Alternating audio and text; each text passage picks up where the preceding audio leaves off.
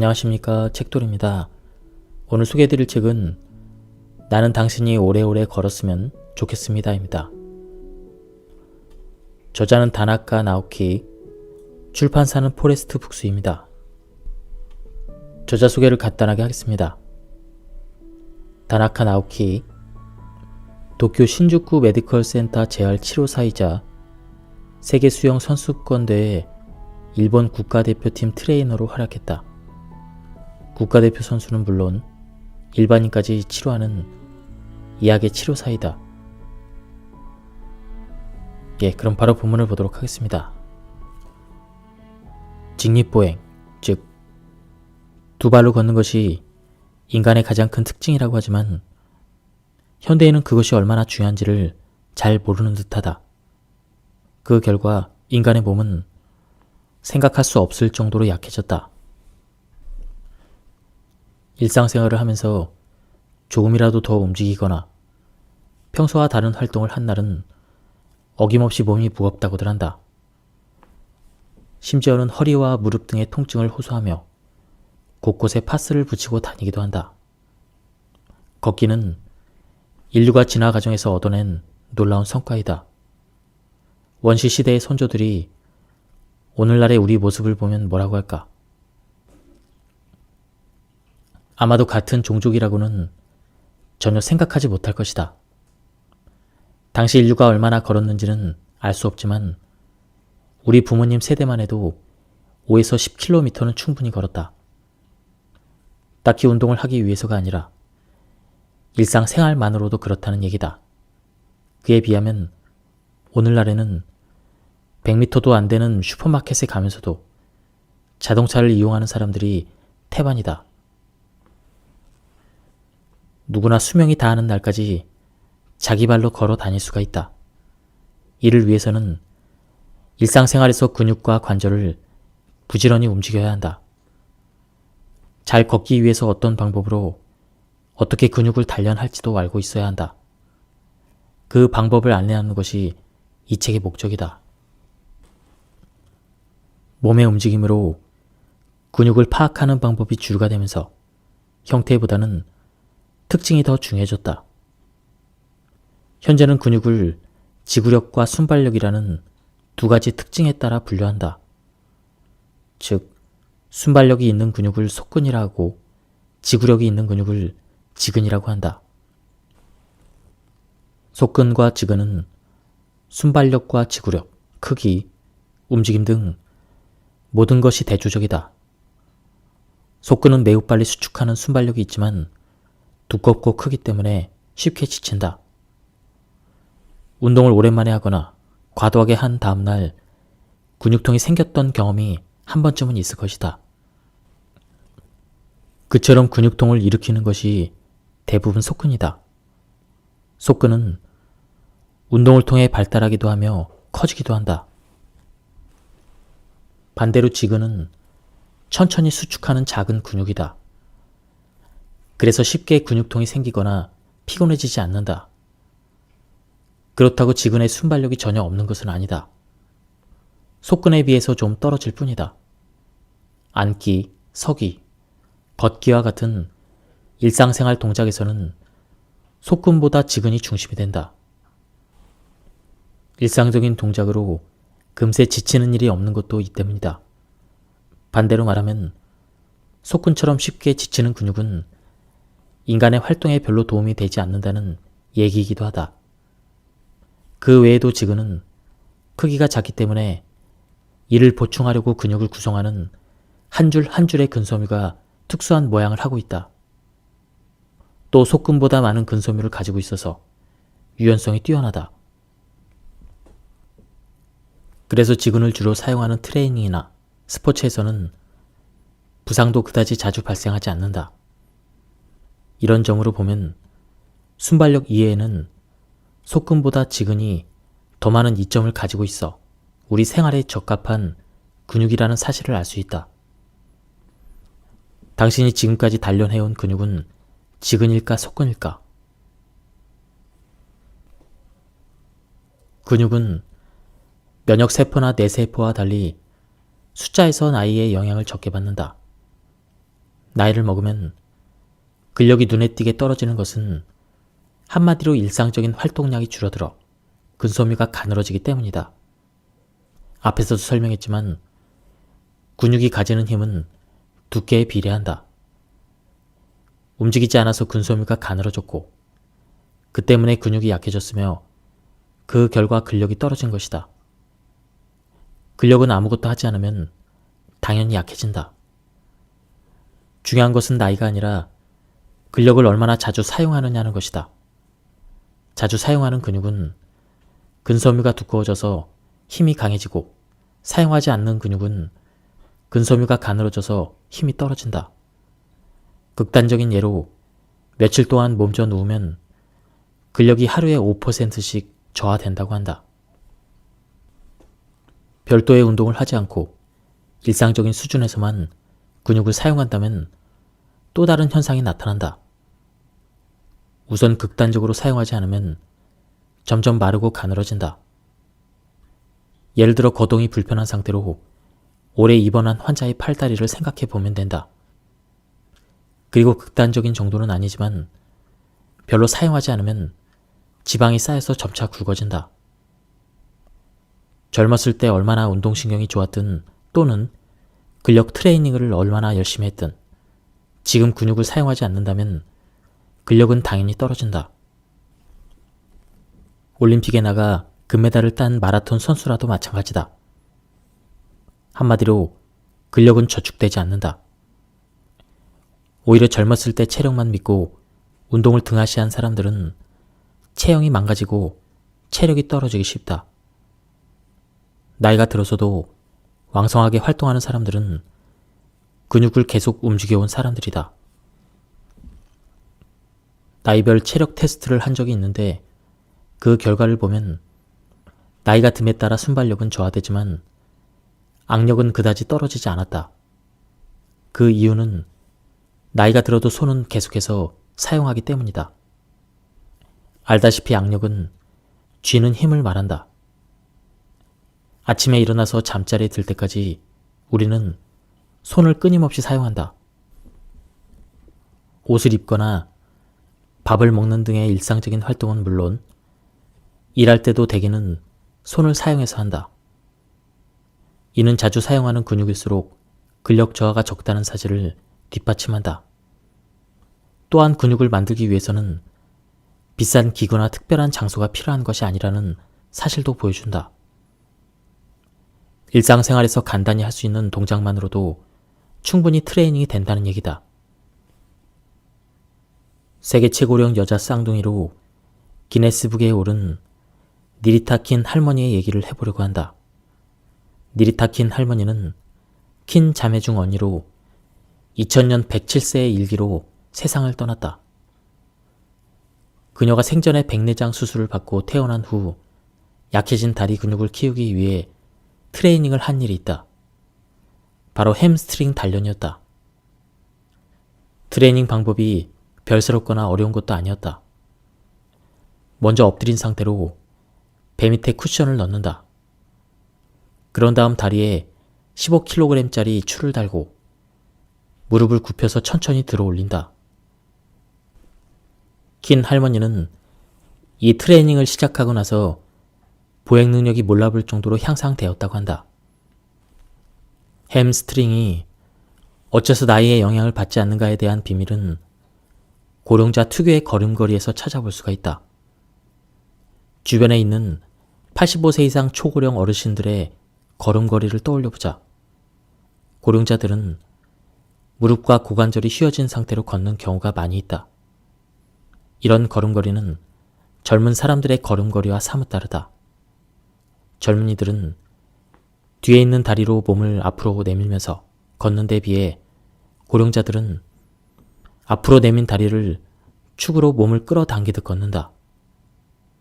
이 걸음걸이는 원래 보행에 필요한 다리 근육은 저하시키지만 햄스트링은 저하시키기 어렵다. 킨 할머니는 이 햄스트링을 단련함으로써 무릎과 고관절이 휜 상태인 고령자의 걸음걸이로 계속 걸을 수가 있었다. 트레이닝을 통해 보행 능력이 향상되어 100살이 되었을 때도 자기 발로 걸었다. 긴 할머니의 예는 고령자만이 아니라 모든 세대에 적용할 수가 있다. 사람마다 근육은 자신의 나이에 맞는 활동을 하도록 붙어 있다. 그러므로 자신의 근육에 필요한 동작이 무엇인가를 이해해야 한다. 그리고 근력 트레이닝을 통해 필요한 동작을 의식적으로 단련해 나간다면 오래도록 근력을 유지하며 건강하게 생활할 수가 있다.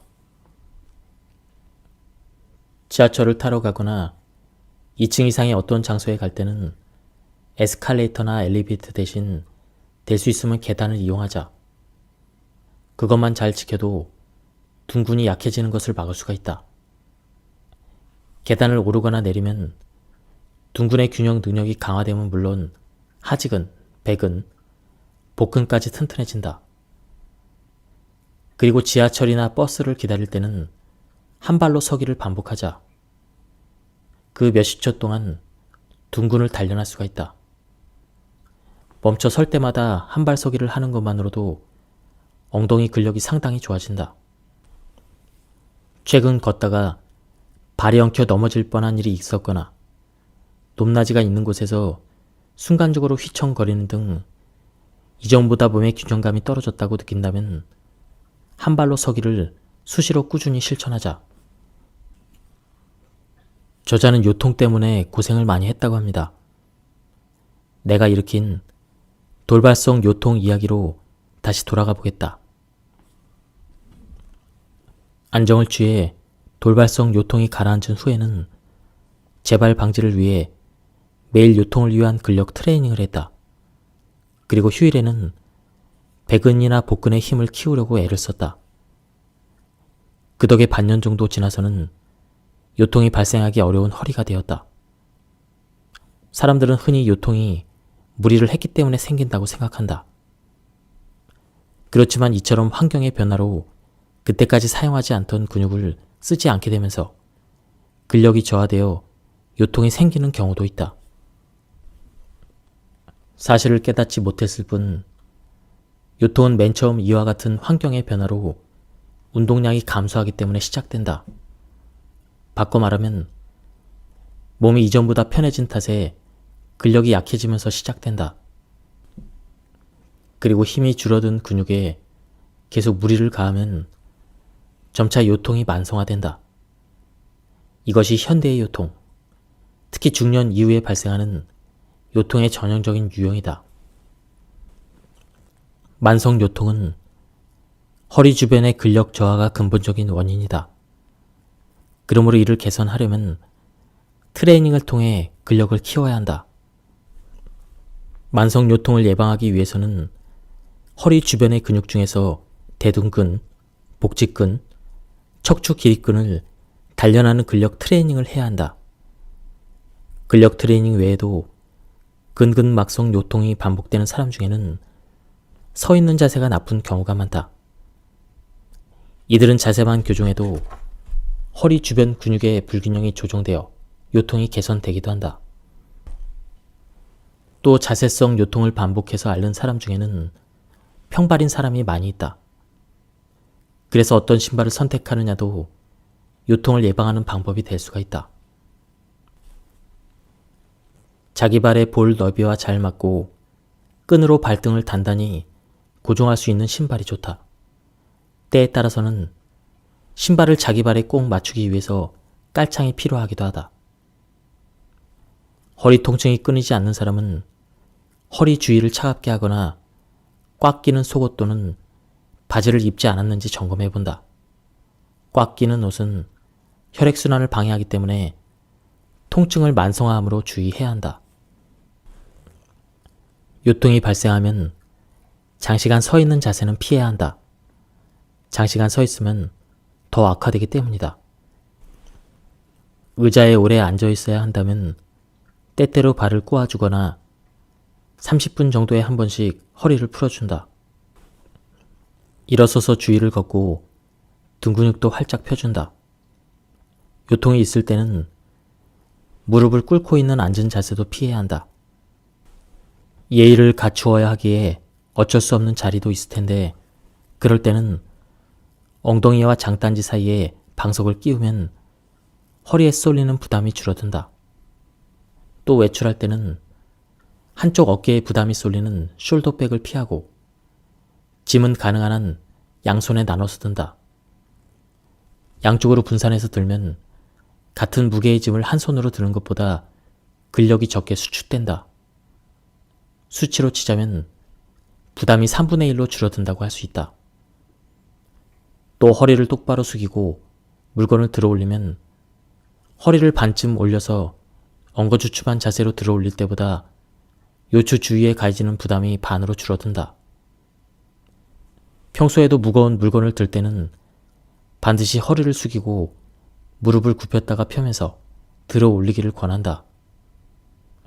돌발성 요통이 발생하면 무릎 아래에 쿠션 같은 것을 두고 똑바로 누워 자거나 무릎을 구부리고 옆으로 누워 자는 것도 방법이다. 이런 자세를 하면 통증이 줄어든다. 통증이 심할 때는 안정을 취하고 통증이 어느 정도 가라앉으면 의사를 찾아가 진찰을 받는다. 운동을 하다가 생기는 부상은 타박상, 근섬유나 골격근의 근육이 찢어지는 근좌상, 관절의 인대가 손상을 입는 염좌, 관절이 빠지는 탈구가 있다. 일반적으로 이것들을 운동장애라고 한다. 참고로 운동을 할 때 근육의 급격한 수축과 피로 때문에 근섬유가 손상되어 잘 끊어지는 근육 부위는 햄스트링이다. 부상을 예방하기 위해서는 운동 전에 스트레칭을 하고 운동 후에는 냉각요법을 하는 것이 기본이다. 그리고 동통, 열감, 부종, 발적 이런 증상이 나타나면 운동을 중단해야 한다. 요통이나 무릎 통증을 포함하여 운동 후에 통증이 일어난 환부를 시키는 것이 임시 대응책이 될 수가 있다. 그렇게 하면 피부와 피하 조직 혈관이 위축되고 순환하는 혈액량이 감소하면서 환부 표면의 감각이 마비되므로 통증이 누그러진다. 무릎 통증 또는 요통이 막 생겼을 때나 운동 장애가 나타난 지 2주가 지난 무렵에 환부를 만져보고 열이 있으면 얼음이나 젤 형태의 냉각제가 든 얼음팩으로 찜질해준다. 이런 식으로 환부를 시키면 붓기를 가라앉히고 염증을 진정시키는 데 도움이 된다. 환부를 따뜻하게 하면 혈액순환이 촉진되어 근육 조직의 긴장이 풀리고 노폐물이 배출되면서 통증이 완화된다. 환부를 뜨거운 수건, 간이 열기구, 더운 찜질 등으로 찜질한다. 다만 환부를 만져보고 열이 없을 때 하는 것이 원칙이다. 운동장애가 원인이 되어 발생한 통증은 금방 회복되지 않고 파도가 치듯이 기복을 보이며 점차 나아진다. 통증이 심해졌다가 완화되고 다시 심해졌다가 완화되는 식으로 오르락 내리락하며 회복하는 것이다. 운동장애를 일으킨 뒤에 안정을 취해서 통증이 사라졌다고 해서 회복 과정에 들어섰다고 생각하면 안 된다. 이 단계에서 완전히 나았다고 판단해 운동을 바로 시작하는 것은 위험하다. 적어도 통증이 없어지고 2주 정도는 상태를 지켜본 뒤에 더는 통증이 나타나지 않는다는 것을 확인한 뒤에 운동을 다시 시작한다. 실제로 운동장애가 일어나 안정을 취하던 사람들은 운동을 언제부터 다시 해도 될지 궁금해한다. 그럴 때는 계속해서 걷거나 조깅을 함으로써 판단해보자. 그런 활동을 했음에도 통증이 지속되지 않는다면 다시 운동을 해도 된다고 볼 수가 있다.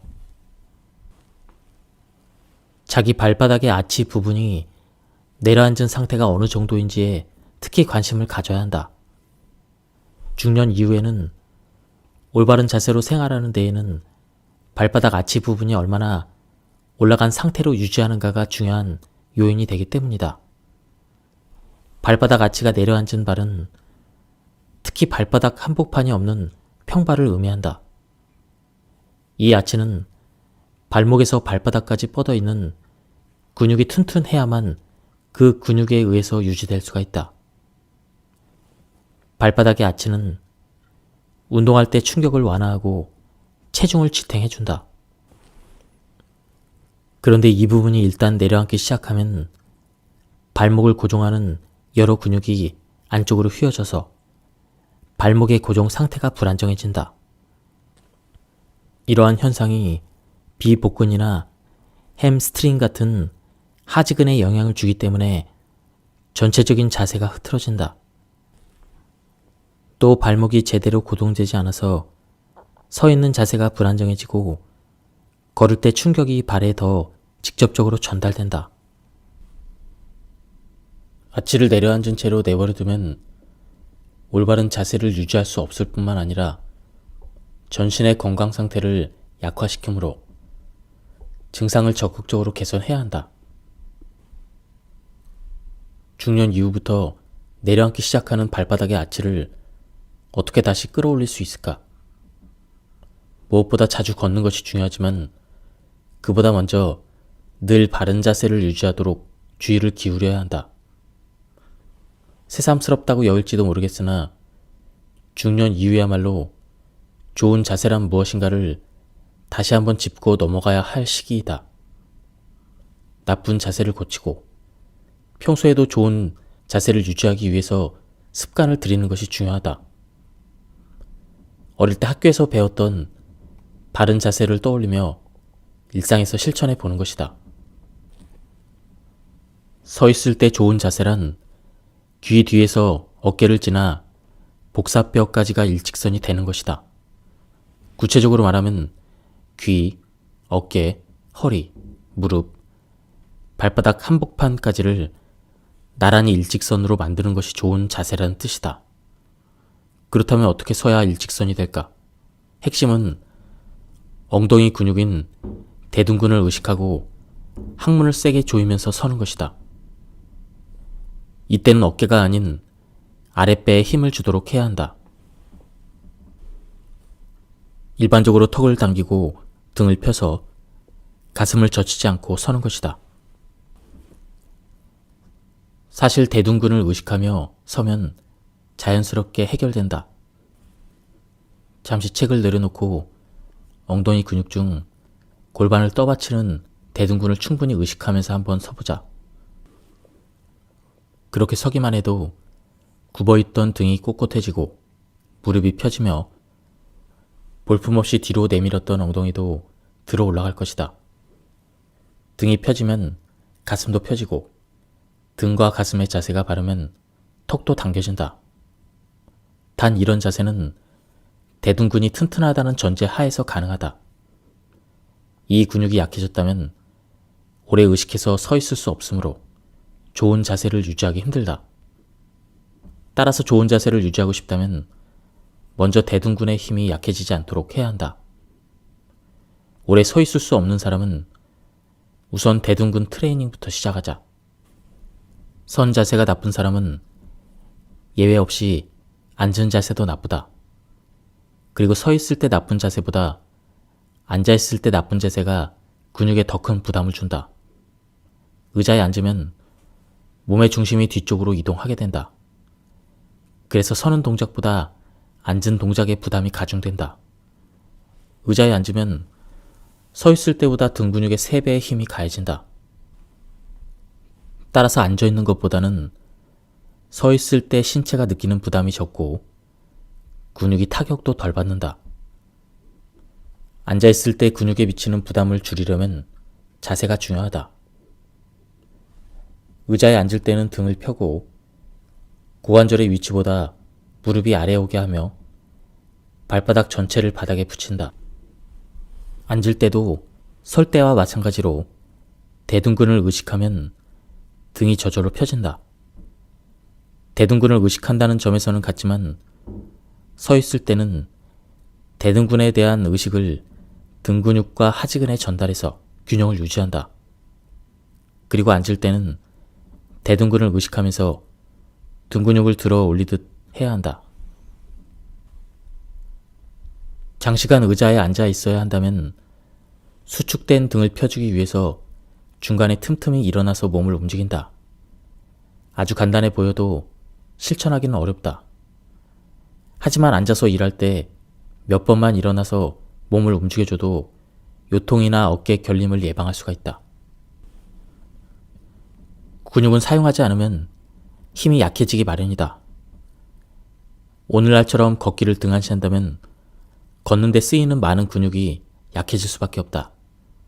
그러다 보면 인간은 언젠가 똑바로 서고 바르게 걸을 수 없게 될지도 모른다.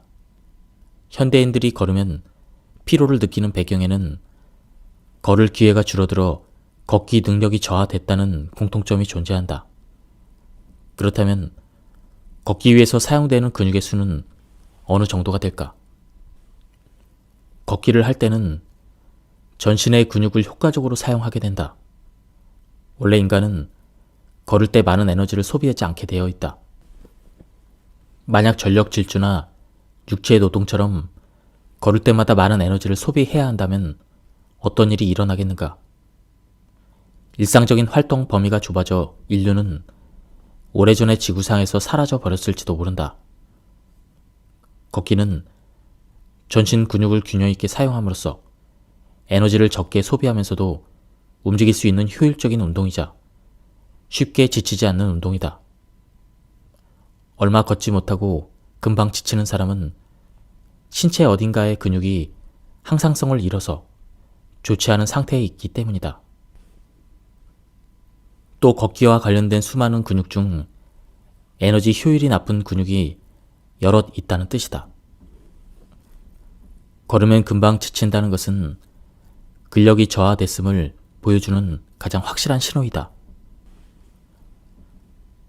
지치지 않고 오래 걷는 방법. 걸으면 금방 지치는 악순환에서 벗어나려면 일단 바르게 걷는 방법을 이해하여 몸에 익혀야 한다.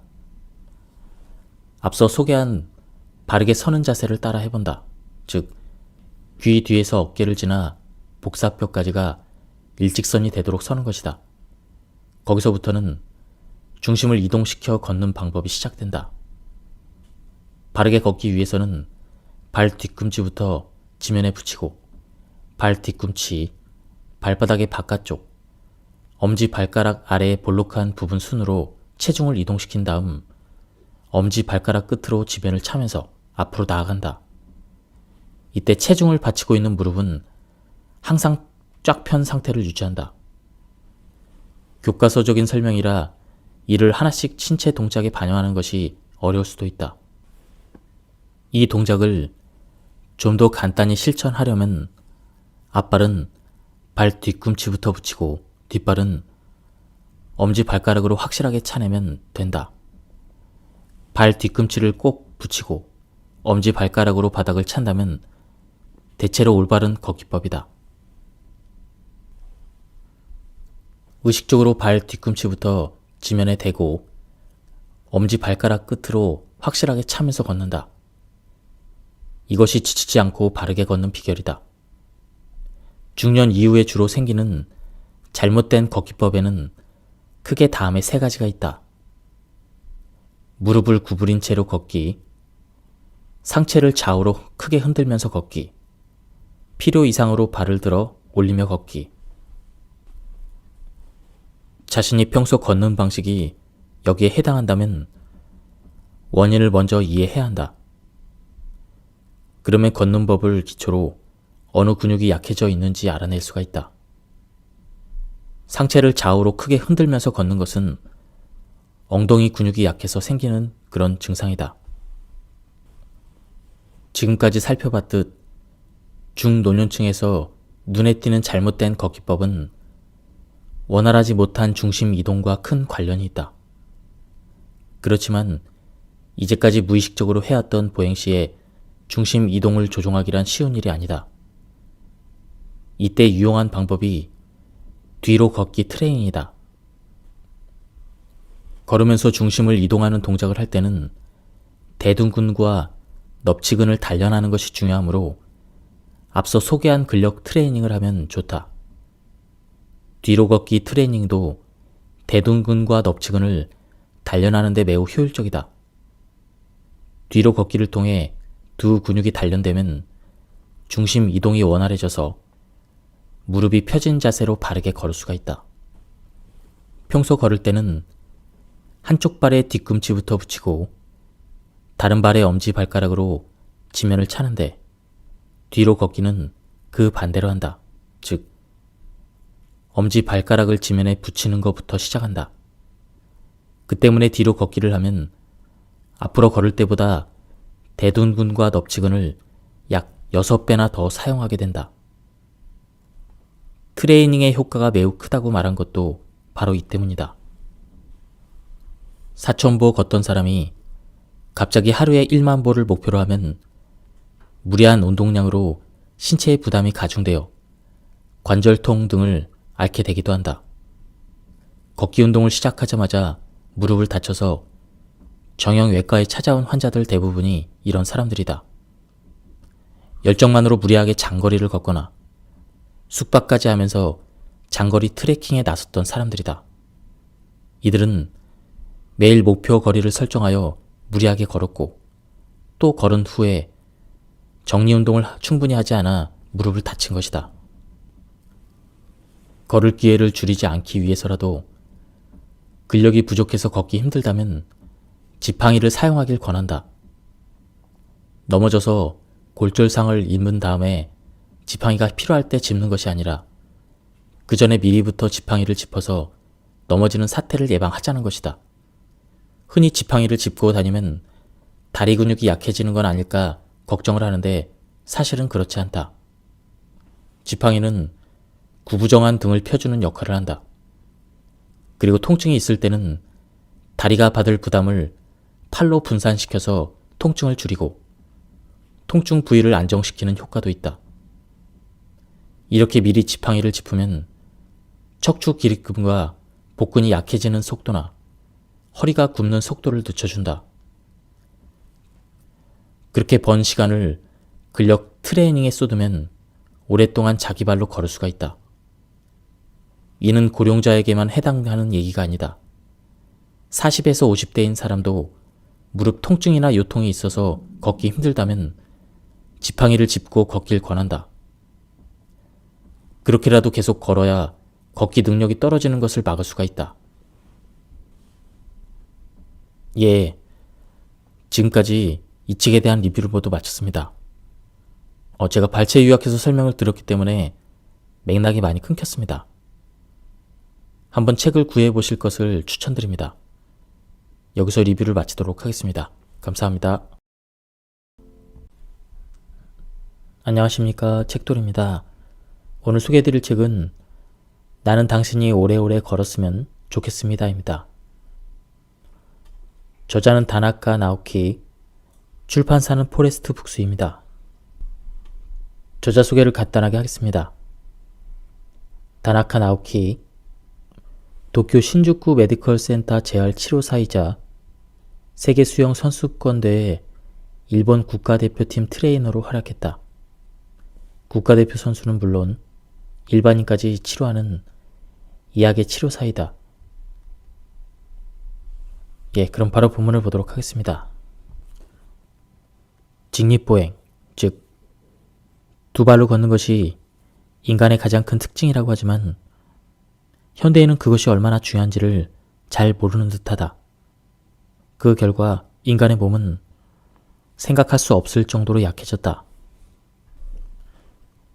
일상생활을 하면서 조금이라도 더 움직이거나 평소와 다른 활동을 한 날은 어김없이 몸이 무겁다고들 한다.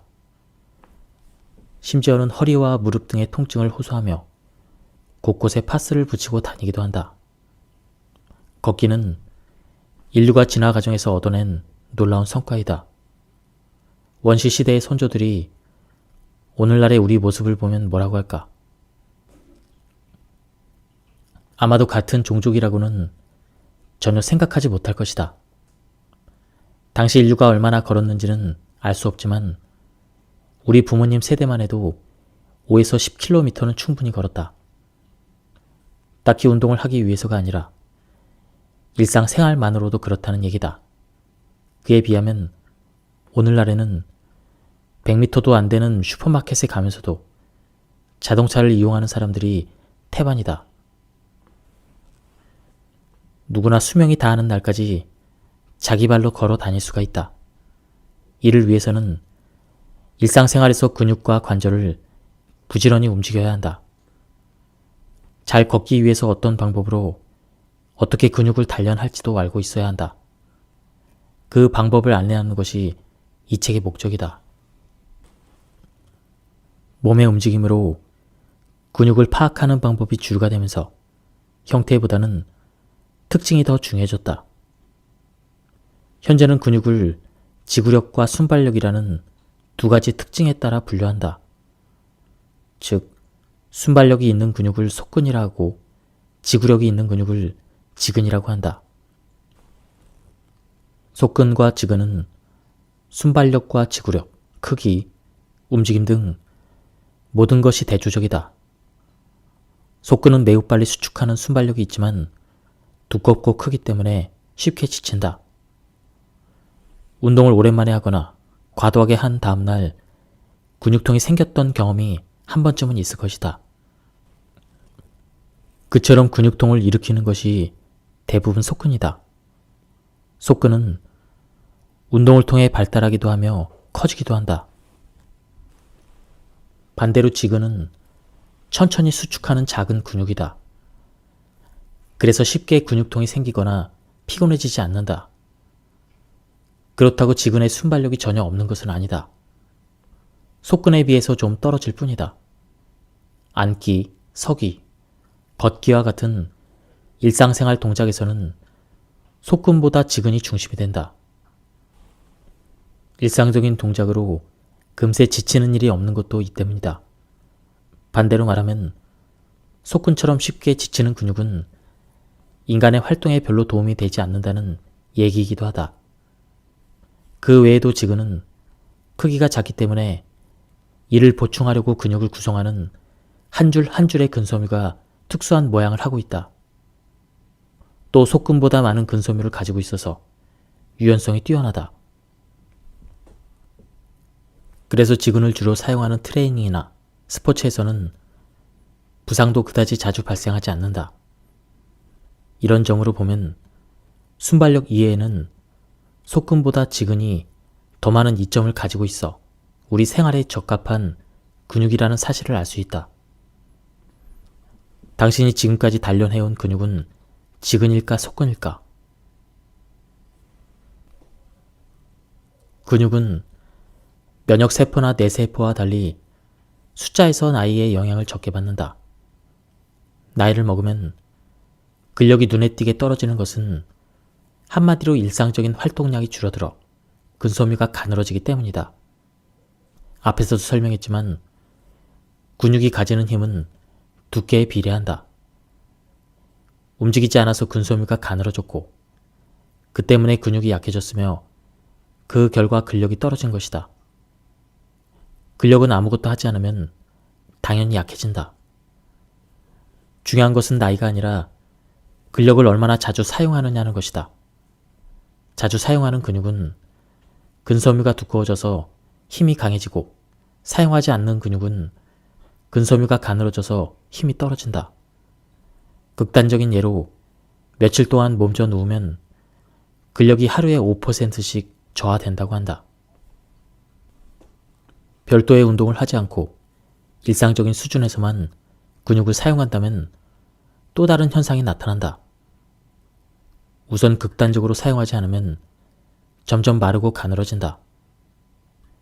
예를 들어 거동이 불편한 상태로 오래 입원한 환자의 팔다리를 생각해 보면 된다.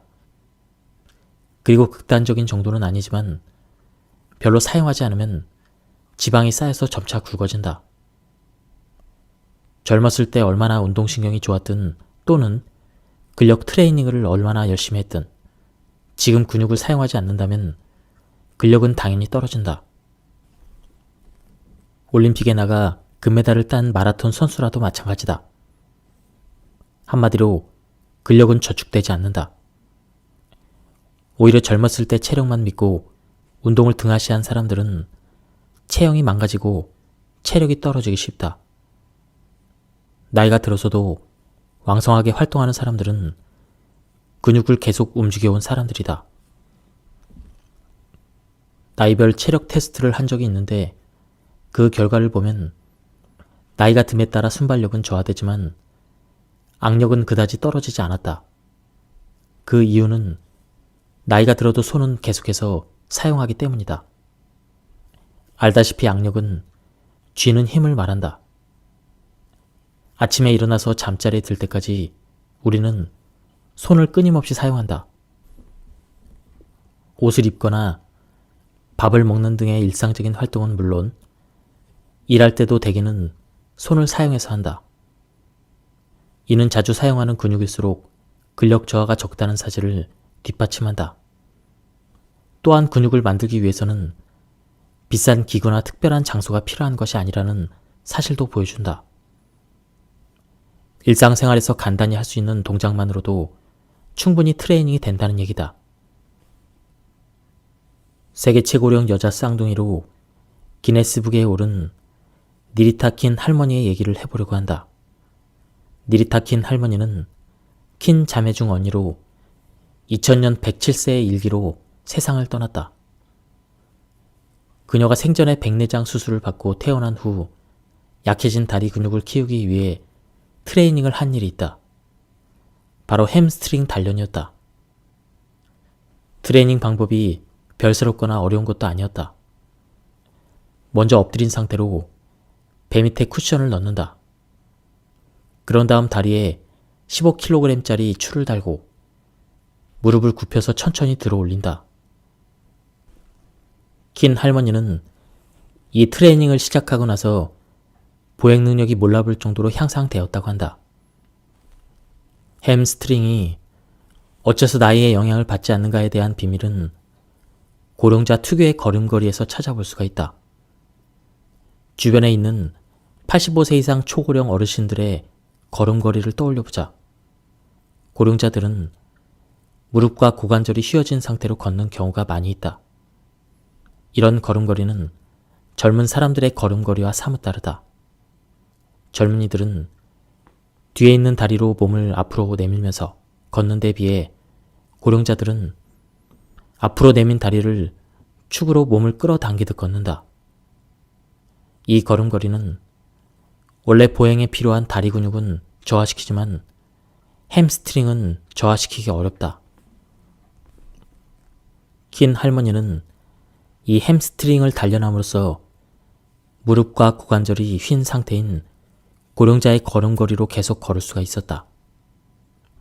트레이닝을 통해 보행 능력이 향상되어 100살이 되었을 때도 자기 발로 걸었다.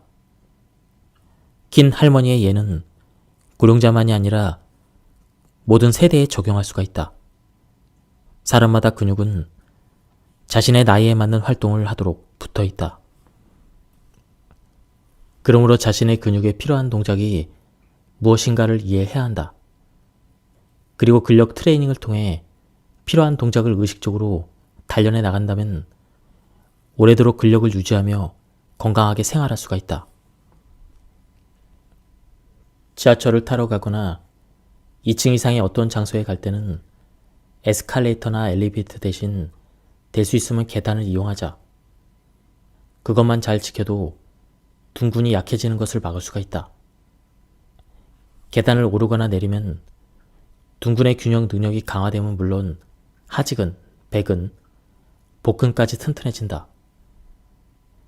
그리고 지하철이나 버스를 기다릴 때는 한 발로 서기를 반복하자. 그 몇십 초 동안 둥근을 단련할 수가 있다. 멈춰 설 때마다 한 발 서기를 하는 것만으로도 엉덩이 근력이 상당히 좋아진다. 최근 걷다가 발이 엉켜 넘어질 뻔한 일이 있었거나 높낮이가 있는 곳에서 순간적으로 휘청거리는 등 이전보다 몸의 균형감이 떨어졌다고 느낀다면 한 발로 서기를 수시로 꾸준히 실천하자. 저자는 요통 때문에 고생을 많이 했다고 합니다. 내가 일으킨 돌발성 요통 이야기로 다시 돌아가 보겠다. 안정을 취해 돌발성 요통이 가라앉은 후에는 재발 방지를 위해 매일 요통을 위한 근력 트레이닝을 했다. 그리고 휴일에는 배근이나 복근의 힘을 키우려고 애를 썼다. 그 덕에 반년 정도 지나서는 요통이 발생하기 어려운 허리가 되었다. 사람들은 흔히 요통이 무리를 했기 때문에 생긴다고 생각한다. 그렇지만 이처럼 환경의 변화로 그때까지 사용하지 않던 근육을 쓰지 않게 되면서 근력이 저하되어 요통이 생기는 경우도 있다. 사실을 깨닫지 못했을 뿐 요통은 맨 처음 이와 같은 환경의 변화로 운동량이 감소하기 때문에 시작된다. 바꿔 말하면 몸이 이전보다 편해진 탓에 근력이 약해지면서 시작된다. 그리고 힘이 줄어든 근육에 계속 무리를 가하면 점차 요통이 만성화된다. 이것이 현대의 요통, 특히 중년 이후에 발생하는 요통의 전형적인 유형이다. 만성 요통은 허리 주변의 근력 저하가 근본적인 원인이다. 그러므로 이를 개선하려면 트레이닝을 통해 근력을 키워야 한다. 만성 요통을 예방하기 위해서는 허리 주변의 근육 중에서 대둔근, 복직근, 척추 기립근을 단련하는 근력 트레이닝을 해야 한다. 근력 트레이닝 외에도 근근막성 요통이 반복되는 사람 중에는 서 있는 자세가 나쁜 경우가 많다. 이들은 자세만 교정해도 허리 주변 근육의 불균형이 조정되어 요통이 개선되기도 한다. 또 자세성 요통을 반복해서 앓는 사람 중에는 평발인 사람이 많이 있다. 그래서 어떤 신발을 선택하느냐도 요통을 예방하는 방법이 될 수가 있다. 자기 발의 볼 너비와 잘 맞고 끈으로 발등을 단단히 고정할 수 있는 신발이 좋다. 때에 따라서는 신발을 자기 발에 꼭 맞추기 위해서 깔창이 필요하기도 하다. 허리 통증이 끊이지 않는 사람은 허리 주위를 차갑게 하거나 꽉 끼는 속옷 또는 바지를 입지 않았는지 점검해 본다. 꽉 끼는 옷은 혈액순환을 방해하기 때문에 통증을 만성화함으로 주의해야 한다. 요통이 발생하면 장시간 서 있는 자세는 피해야 한다. 장시간 서 있으면 더 악화되기 때문이다. 의자에 오래 앉아 있어야 한다면 때때로 발을 꼬아주거나 30분 정도에 한 번씩 허리를 풀어준다. 일어서서 주위를 걷고 등 근육도 활짝 펴준다. 요통이 있을 때는 무릎을 꿇고 있는 앉은 자세도 피해야 한다. 예의를 갖추어야 하기에 어쩔 수 없는 자리도 있을 텐데 그럴 때는 엉덩이와 장단지 사이에 방석을 끼우면 허리에 쏠리는 부담이 줄어든다. 또 외출할 때는 한쪽 어깨에 부담이 쏠리는 숄더백을 피하고 짐은 가능한 한 양손에 나눠서 든다. 양쪽으로 분산해서 들면 같은 무게의 짐을 한 손으로 드는 것보다 근력이 적게 수축된다. 수치로 치자면 부담이 3분의 1로 줄어든다고 할 수 있다. 또 허리를 똑바로 숙이고 물건을 들어 올리면 허리를 반쯤 올려서 엉거주춤한 자세로 들어 올릴 때보다 요추 주위에 가해지는 부담이 반으로 줄어든다. 평소에도 무거운 물건을 들 때는 반드시 허리를 숙이고 무릎을 굽혔다가 펴면서 들어 올리기를 권한다. 돌발성 요통이 발생하면 무릎 아래에 쿠션 같은 것을 두고 똑바로 누워 자거나 무릎을 구부리고 옆으로 누워 자는 것도 방법이다. 이런 자세를 하면 통증이 줄어든다. 통증이 심할 때는 안정을 취하고 통증이 어느 정도 가라앉으면 의사를 찾아가 진찰을 받는다. 운동을 하다가 생기는 부상은 타박상, 근섬유나 골격근의 근육이 찢어지는 근좌상, 관절의 인대가 손상을 입는 염좌, 관절이 빠지는 탈구가 있다. 일반적으로 이것들을 운동장애라고 한다. 참고로 운동을 할 때 근육의 급격한 수축과 피로 때문에 근섬유가 손상되어 잘 끊어지는 근육 부위는 햄스트링이다. 부상을 예방하기 위해서는 운동 전에 스트레칭을 하고 운동 후에는 냉각요법을 하는 것이 기본이다. 그리고 동통, 열감, 부종, 발적 이런 증상이 나타나면 운동을 중단해야 한다. 요통이나 무릎 통증을 포함하여 운동 후에 통증이 일어난 환부를 시키는 것이 임시 대응책이 될 수가 있다. 그렇게 하면 피부와 피하 조직 혈관이 위축되고 순환하는 혈액량이 감소하면서 환부 표면의 감각이 마비되므로 통증이 누그러진다. 무릎 통증 또는 요통이 막 생겼을 때나 운동 장애가 나타난 지 2주가 지난 무릎에 환부를 만져보고 열이 있으면 얼음이나 젤 형태의 냉각제가 든 얼음팩으로 찜질해준다. 이런 식으로 환부를 시키면 붓기를 가라앉히고 염증을 진정시키는 데 도움이 된다. 환부를 따뜻하게 하면 혈액순환이 촉진되어 근육 조직의 긴장이 풀리고 노폐물이 배출되면서 통증이 완화된다. 환부를 뜨거운 수건, 간이 열기구, 더운 찜질 등으로 찜질한다. 다만 환부를 만져보고 열이 없을 때 하는 것이 원칙이다. 운동장애가 원인이 되어 발생한 통증은 금방 회복되지 않고 파도가 치듯이 기복을 보이며 점차 나아진다. 통증이 심해졌다가 완화되고 다시 심해졌다가 완화되는 식으로 오르락 내리락하며 회복하는 것이다. 운동장애를 일으킨 뒤에 안정을 취해서 통증이 사라졌다고 해서 회복 과정에 들어섰다고 생각하면 안 된다. 이 단계에서 완전히 나았다고 판단해 운동을 바로 시작하는 것은 위험하다. 적어도 통증이 없어지고 2주 정도는 상태를 지켜본 뒤에 더는 통증이 나타나지 않는다는 것을 확인한 뒤에 운동을 다시 시작한다. 실제로 운동장애가 일어나 안정을 취하던 사람들은 운동을 언제부터 다시 해도 될지 궁금해한다. 그럴 때는 계속해서 걷거나 조깅을 함으로써 판단해보자. 그런 활동을 했음에도 통증이 지속되지 않는다면 다시 운동을 해도 된다고 볼 수가 있다. 자기 발바닥의 아치 부분이 내려앉은 상태가 어느 정도인지에 특히 관심을 가져야 한다. 중년 이후에는 올바른 자세로 생활하는 데에는 발바닥 아치 부분이 얼마나 올라간 상태로 유지하는가가 중요한 요인이 되기 때문이다. 발바닥 아치가 내려앉은 발은 특히 발바닥 한복판이 없는 평발을 의미한다. 이 아치는 발목에서 발바닥까지 뻗어 있는 근육이 튼튼해야만 그 근육에 의해서 유지될 수가 있다.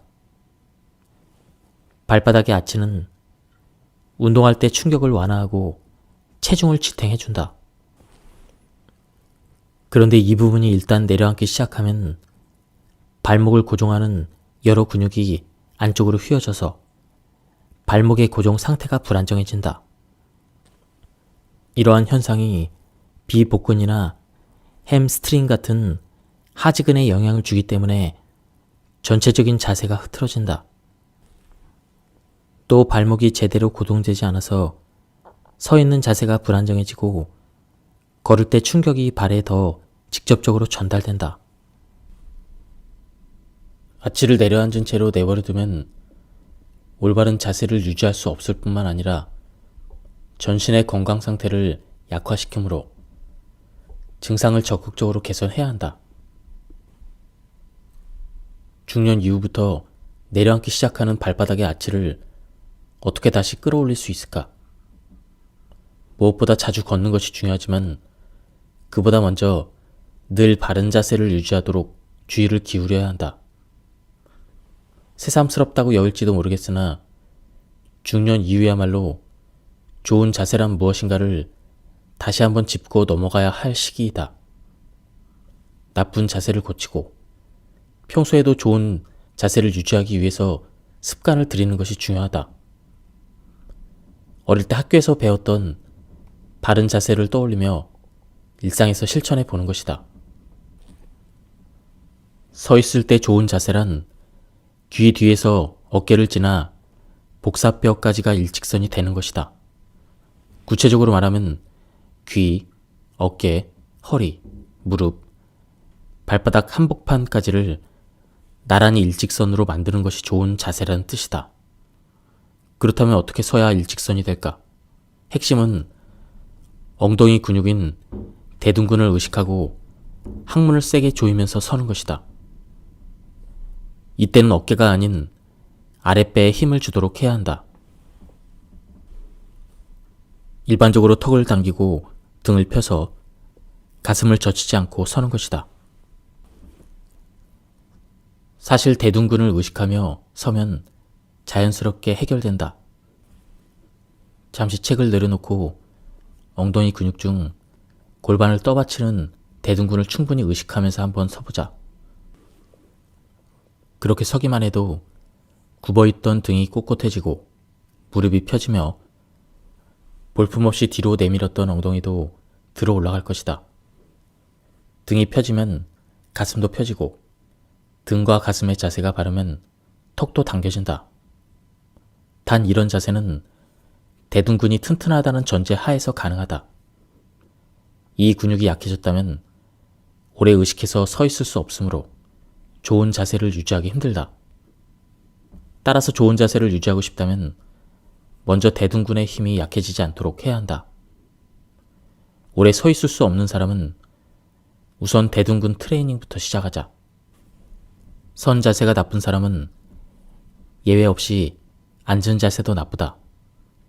그리고 서 있을 때 나쁜 자세보다 앉아 있을 때 나쁜 자세가 근육에 더 큰 부담을 준다. 의자에 앉으면 몸의 중심이 뒤쪽으로 이동하게 된다. 그래서 서는 동작보다 앉은 동작의 부담이 가중된다. 의자에 앉으면 서 있을 때보다 등 근육의 3배의 힘이 가해진다. 따라서 앉아있는 것보다는 서 있을 때 신체가 느끼는 부담이 적고 근육이 타격도 덜 받는다. 앉아있을 때 근육에 미치는 부담을 줄이려면 자세가 중요하다. 의자에 앉을 때는 등을 펴고 고관절의 위치보다 무릎이 아래에 오게 하며 발바닥 전체를 바닥에 붙인다. 앉을 때도 설 때와 마찬가지로 대둔근을 의식하면 등이 저절로 펴진다. 대둔근을 의식한다는 점에서는 같지만 서 있을 때는 대둔근에 대한 의식을 등 근육과 하지근에 전달해서 균형을 유지한다. 그리고 앉을 때는 대둔근을 의식하면서 등 근육을 들어 올리듯 해야 한다. 장시간 의자에 앉아 있어야 한다면 수축된 등을 펴주기 위해서 중간에 틈틈이 일어나서 몸을 움직인다. 아주 간단해 보여도 실천하기는 어렵다. 하지만 앉아서 일할 때 몇 번만 일어나서 몸을 움직여줘도 요통이나 어깨 결림을 예방할 수가 있다. 근육은 사용하지 않으면 힘이 약해지기 마련이다. 오늘날처럼 걷기를 등한시한다면 걷는 데 쓰이는 많은 근육이 약해질 수밖에 없다. 그러다 보면 인간은 언젠가 똑바로 서고 바르게 걸을 수 없게 될지도 모른다. 현대인들이 걸으면 피로를 느끼는 배경에는 걸을 기회가 줄어들어 걷기 능력이 저하됐다는 공통점이 존재한다. 그렇다면 걷기 위해서 사용되는 근육의 수는 어느 정도가 될까? 걷기를 할 때는 전신의 근육을 효과적으로 사용하게 된다. 원래 인간은 걸을 때 많은 에너지를 소비하지 않게 되어 있다. 만약 전력 질주나 육체 노동처럼 걸을 때마다 많은 에너지를 소비해야 한다면 어떤 일이 일어나겠는가? 일상적인 활동 범위가 좁아져 인류는 오래전에 지구상에서 사라져 버렸을지도 모른다. 걷기는 전신 근육을 균형 있게 사용함으로써 에너지를 적게 소비하면서도 움직일 수 있는 효율적인 운동이자 쉽게 지치지 않는 운동이다. 얼마 걷지 못하고 금방 지치는 사람은 신체 어딘가의 근육이 항상성을 잃어서 좋지 않은 상태에 있기 때문이다. 또 걷기와 관련된 수많은 근육 중 에너지 효율이 나쁜 근육이 여럿 있다는 뜻이다. 걸으면 금방 지친다는 것은 근력이 저하됐음을 보여주는 가장 확실한 신호이다. 지치지 않고 오래 걷는 방법. 걸으면 금방 지치는 악순환에서 벗어나려면 일단 바르게 걷는 방법을 이해하여 몸에 익혀야 한다. 앞서 소개한 바르게 서는 자세를 따라 해본다. 즉, 귀 뒤에서 어깨를 지나 복사뼈까지가 일직선이 되도록 서는 것이다. 거기서부터는 중심을 이동시켜 걷는 방법이 시작된다. 바르게 걷기 위해서는 발 뒤꿈치부터 지면에 붙이고 발 뒤꿈치, 발바닥의 바깥쪽, 엄지 발가락 아래의 볼록한 부분 순으로 체중을 이동시킨 다음 엄지 발가락 끝으로 지면을 차면서 앞으로 나아간다. 이때 체중을 받치고 있는 무릎은 항상 쫙 편 상태를 유지한다. 교과서적인 설명이라 이를 하나씩 신체 동작에 반영하는 것이 어려울 수도 있다. 이 동작을 좀 더 간단히 실천하려면 앞발은 발 뒤꿈치부터 붙이고 뒷발은 엄지 발가락으로 확실하게 차내면 된다. 발 뒤꿈치를 꼭 붙이고 엄지 발가락으로 바닥을 찬다면 대체로 올바른 걷기법이다. 의식적으로 발 뒤꿈치부터 지면에 대고 엄지 발가락 끝으로 확실하게 차면서 걷는다. 이것이 지치지 않고 바르게 걷는 비결이다. 중년 이후에 주로 생기는 잘못된 걷기법에는 크게 다음에 3가지가 있다. 무릎을 구부린 채로 걷기, 상체를 좌우로 크게 흔들면서 걷기, 필요 이상으로 발을 들어 올리며 걷기. 자신이 평소 걷는 방식이 여기에 해당한다면 원인을 먼저 이해해야 한다. 그러면 걷는 법을 기초로 어느 근육이 약해져 있는지 알아낼 수가 있다. 상체를 좌우로 크게 흔들면서 걷는 것은 엉덩이 근육이 약해서 생기는 그런 증상이다. 지금까지 살펴봤듯 중노년층에서 눈에 띄는 잘못된 걷기법은 원활하지 못한 중심 이동과 큰 관련이 있다. 그렇지만 이제까지 무의식적으로 해왔던 보행 시에 중심 이동을 조종하기란 쉬운 일이 아니다. 이때 유용한 방법이 뒤로 걷기 트레이닝이다. 걸으면서 중심을 이동하는 동작을 할 때는 대둔근과 넙치근을 단련하는 것이 중요하므로 앞서 소개한 근력 트레이닝을 하면 좋다. 뒤로 걷기 트레이닝도 대둔근과 넙치근을 단련하는 데 매우 효율적이다. 뒤로 걷기를 통해 두 근육이 단련되면 중심 이동이 원활해져서 무릎이 펴진 자세로 바르게 걸을 수가 있다. 평소 걸을 때는 한쪽 발에 뒤꿈치부터 붙이고 다른 발의 엄지 발가락으로 지면을 차는데 뒤로 걷기는 그 반대로 한다. 즉, 엄지 발가락을 지면에 붙이는 것부터 시작한다. 그 때문에 뒤로 걷기를 하면 앞으로 걸을 때보다 대둔근과 넙치근을 약 6배나 더 사용하게 된다.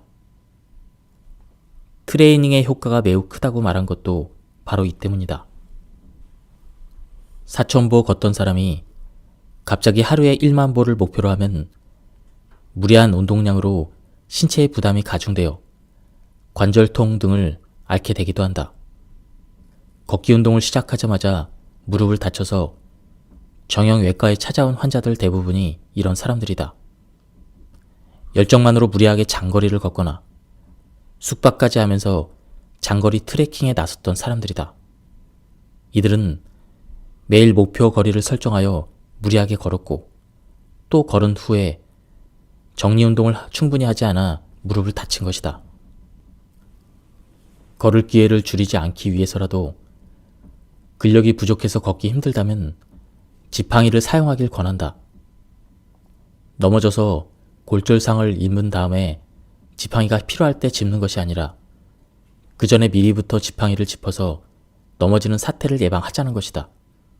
흔히 지팡이를 짚고 다니면 다리 근육이 약해지는 건 아닐까 걱정을 하는데 사실은 그렇지 않다. 지팡이는 구부정한 등을 펴주는 역할을 한다. 그리고 통증이 있을 때는 다리가 받을 부담을 팔로 분산시켜서 통증을 줄이고 통증 부위를 안정시키는 효과도 있다. 이렇게 미리 지팡이를 짚으면 척추 기립근과 복근이 약해지는 속도나 허리가 굽는 속도를 늦춰준다. 그렇게 번 시간을 근력 트레이닝에 쏟으면 오랫동안 자기 발로 걸을 수가 있다. 이는 고령자에게만 해당하는 얘기가 아니다. 40에서 50대인 사람도 무릎 통증이나 요통이 있어서 걷기 힘들다면 지팡이를 짚고 걷길 권한다. 그렇게라도 계속 걸어야 걷기 능력이 떨어지는 것을 막을 수가 있다. 예, 지금까지 이 책에 대한 리뷰를 모두 마쳤습니다. 제가 발췌 요약해서 설명을 드렸기 때문에 맥락이 많이 끊겼습니다. 한번 책을 구해보실 것을 추천드립니다. 여기서 리뷰를 마치도록 하겠습니다. 감사합니다.